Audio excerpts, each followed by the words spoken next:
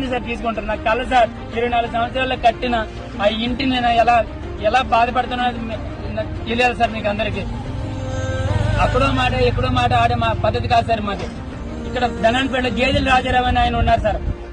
ఆయన మొత్తం కుట్ర పైన మొత్తానికి ఎలాగైనా సరే ఆయన సర్పంచ్కి ఓటు వేయలేదు. అప్పటి నుంచి కక్ష పెట్టుకుని అతని మీద కోటి 30 లక్షల వరకు ఆయన ఫైన్ కూడా వేశారు, మైనింగ్ కేసు. అలాంటి వాళ్ళని వదిలేసి నాలాంటి వాళ్ళ మీద నేనేం చేశాను సార్? దేశానికి సేవ చేసి రావడం తప్ప సార్ ఇది.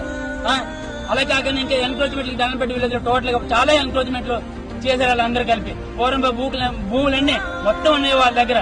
అలాంటి పూర్వం తాలూకా భూముల తాలూకా